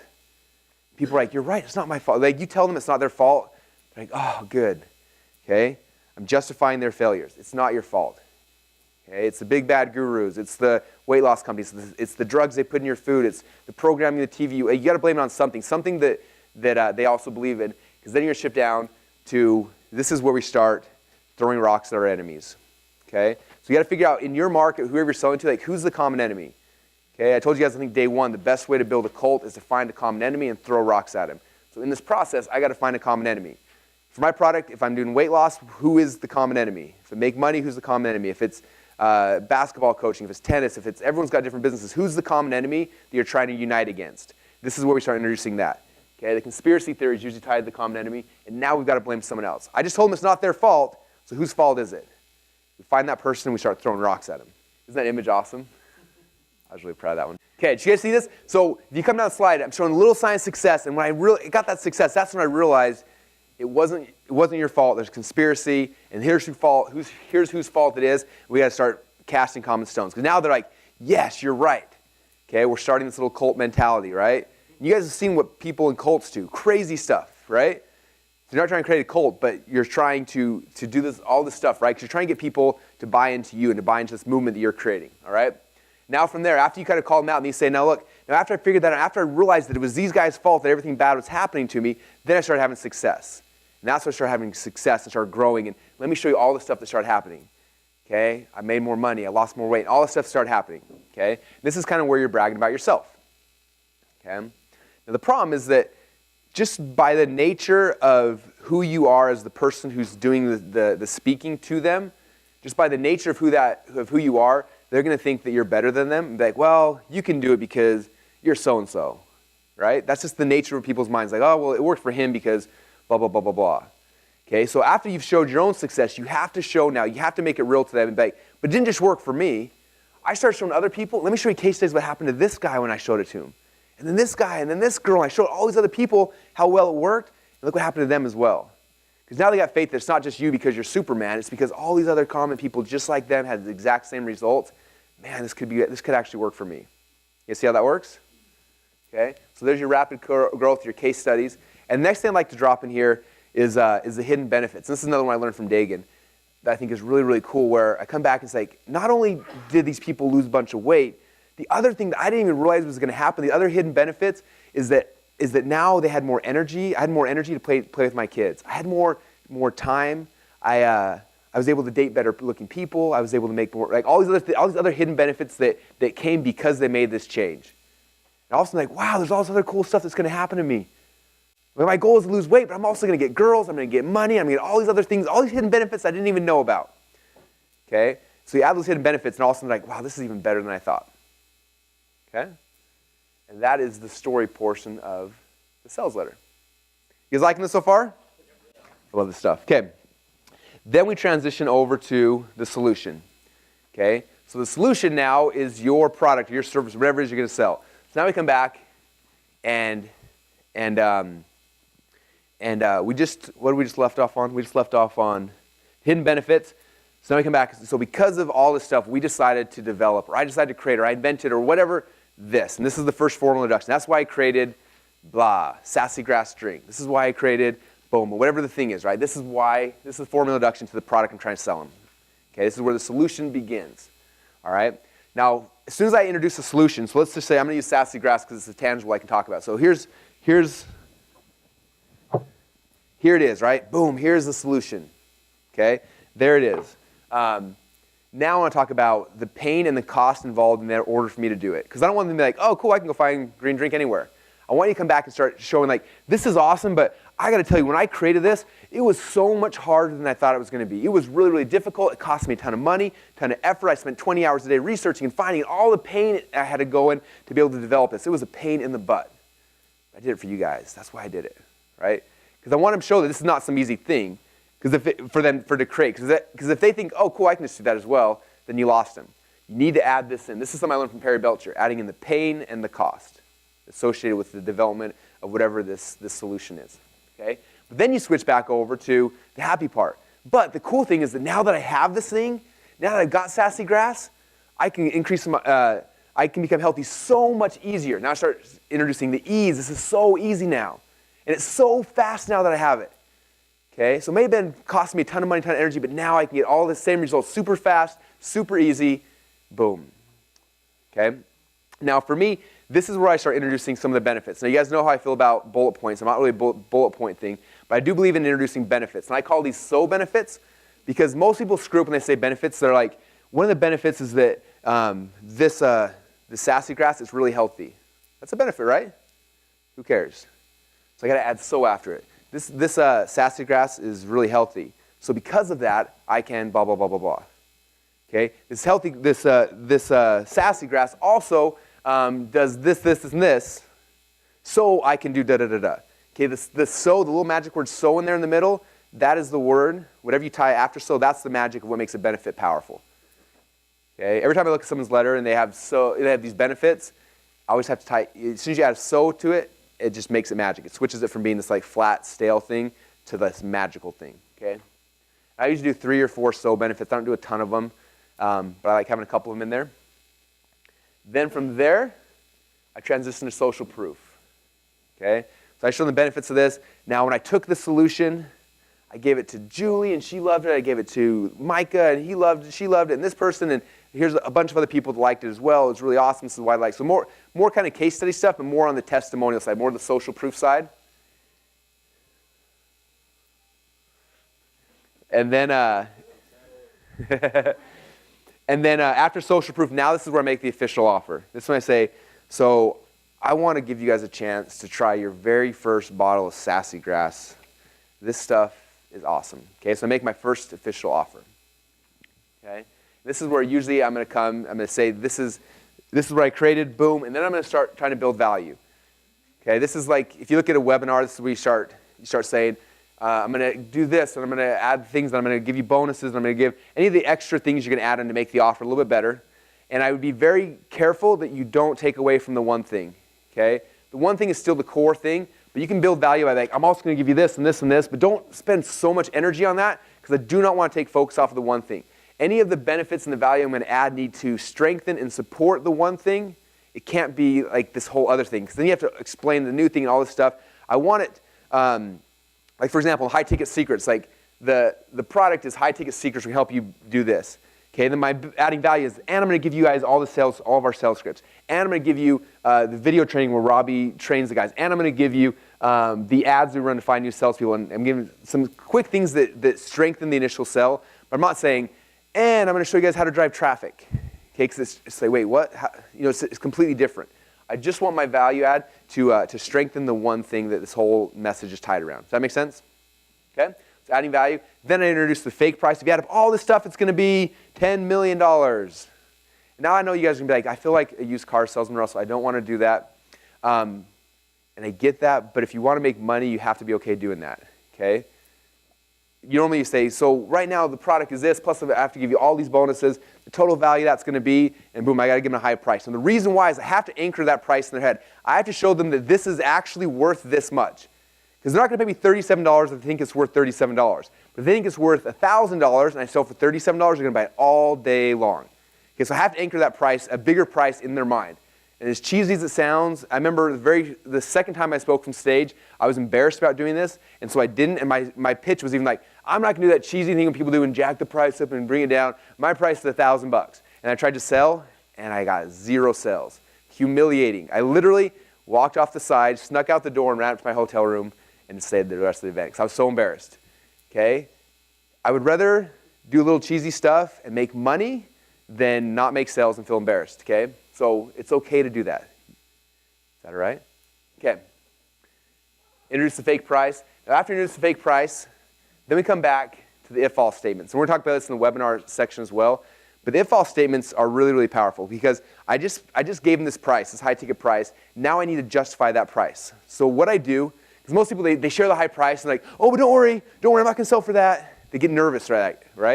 I can't get nervous. I have to stand my ground and say, okay, here's the price. Now, obviously, I'm not going to charge you guys that, but before we move on, I want to ask you a question. If all this product did was help you to blank, typically, first one is something that helps to move towards pleasure. All this thing did is help you to finally live in the house of your dreams. Would it be worth it?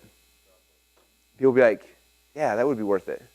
Cool. Now, if all this thing did was give you the ability to finally fire your boss away from pain, I'm not sure if they're a pleasure or pain person, so I want to touch both of them. If all it did is help you to fire your boss, would it be worth it? Yeah, it would be worth $1,000. If I could fire my boss for $1,000, that'd be awesome. Boom, I got him. Okay? Now that price I gave them, that price is worth it to them. Okay, so the if-alls are right after I do the price hike. And from there I say, okay, now I'm going to come back, and that's not actually the price, as you know. I'm not going to give it to you for $1,000. I'm not going to give you $500, not even $100, because I care about you guys. I'm going to give it to you for just $37. It's going to be awesome. Okay, I reveal the price.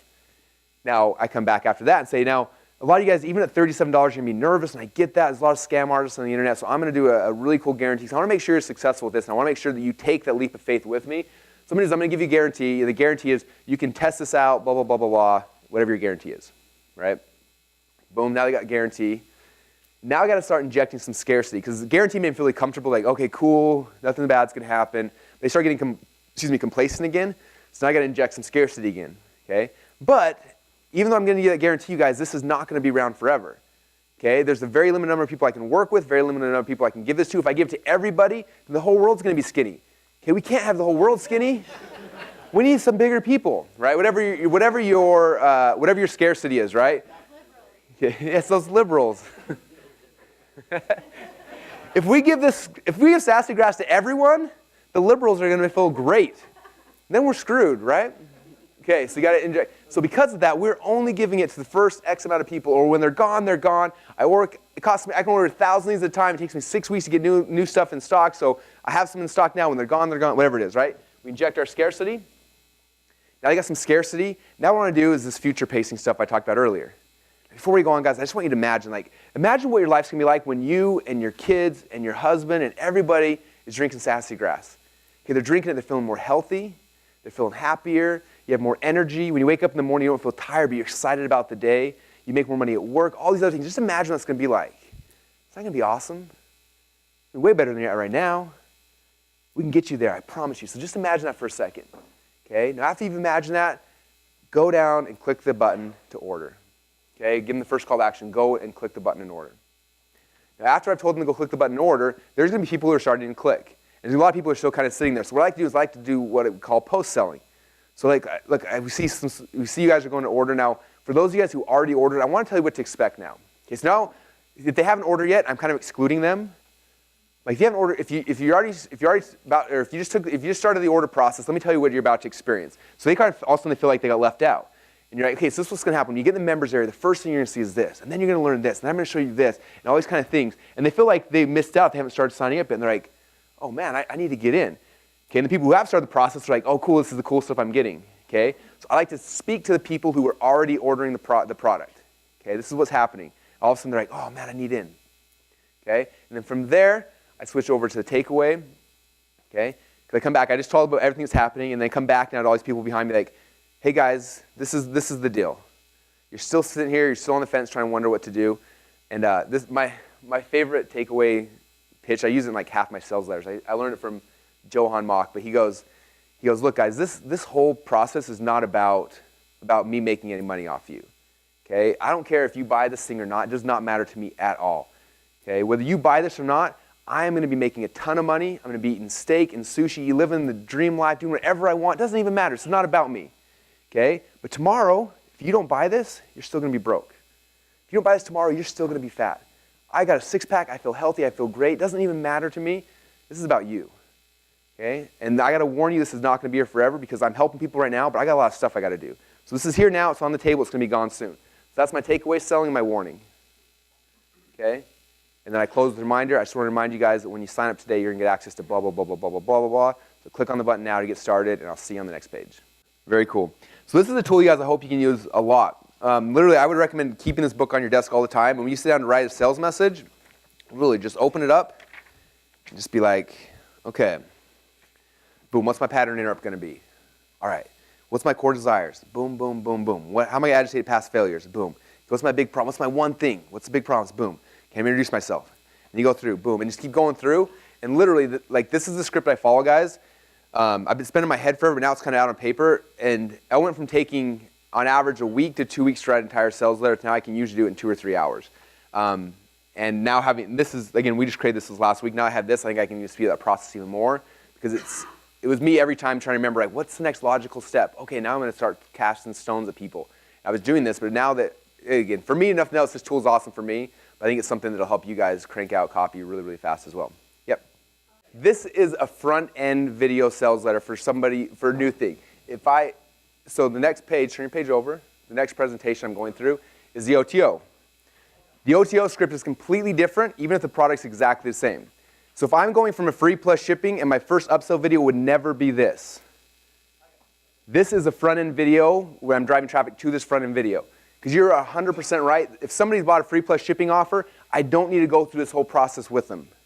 They've already said the first yes. The second yes is a million times easier. And so we'll just jump right into this because the question, so you set me up perfect. I appreciate it. Yeah. No, but you are 100% right. And I relearned this lesson recently.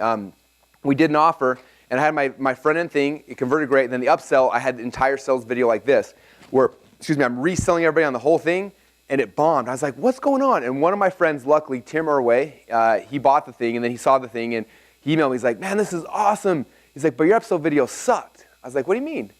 He's like, well, it was a good video, but he's like, I already said yes, man. He's like, I just needed you to push me a little bit to get the next thing. I was like, really? And so I went back and I started looking at the videos that were successful and the ones that bombed.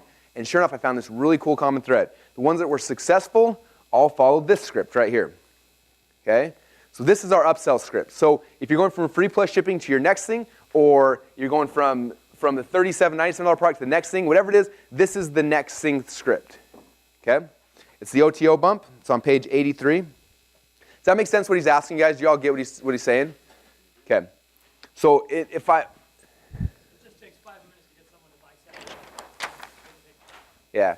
So here's my free plus shipping, or here's my $37 to $97 product, or here's my $19.97 webinar, whatever it is. There's a script for this. That was the first script, the who, what, why, where.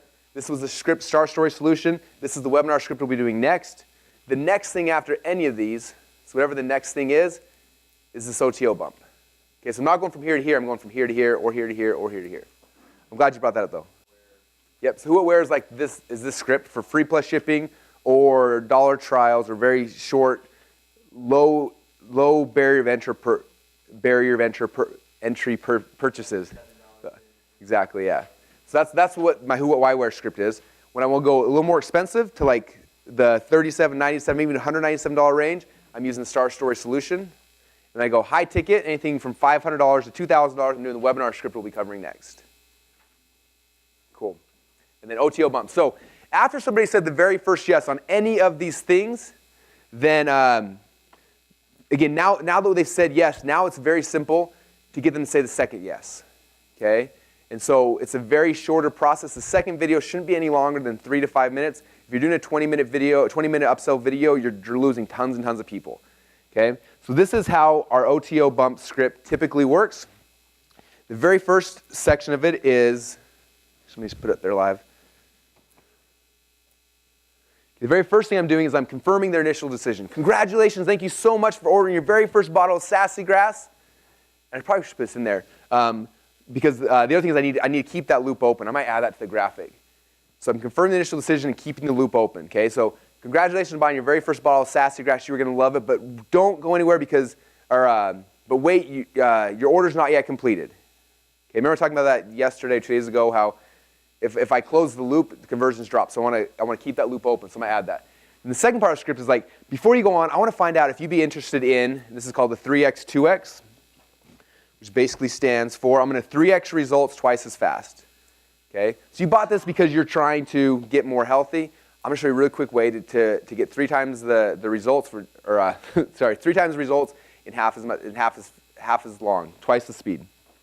Okay, so I'm usually and again this will tweak depending on if your upsell is not necessarily speeding up their process, but most good upsells are like you're going to take whatever they bought to the next level, right? It's the next thing we talked about, right? So you just bought this thing. I'm going to show you how to do this better, faster, whatever. Okay, then I come back. And now I have to come back to them, and I want to make them feel really, really good about the initial purchase. Because the worst thing an upsell can do, and I've seen this happen all the time, people are like, you just bought this thing, but it doesn't actually work unless you buy this next thing. Best way to make your customers want to kill you really, really fast, okay? And people do it all the time. It just drives me crazy. So I want to make sure that they realize that what they just bought was amazing. It is going to change their life like I told them initially. And so I want to confirm that, so that you are one of the smartest people in the world. And the reason why is because you saw the value what Sassy Grass could do for you. You saw how the benefits, you saw it's going to help your family. You saw all this stuff. Okay, you're really, really smart. But I want to help you, but I want to ask you a question. How would you like to have me help you do it faster or better? Okay, or how would you like to have more information? How would you like to do whatever the next thing is, right? So I'm introducing that.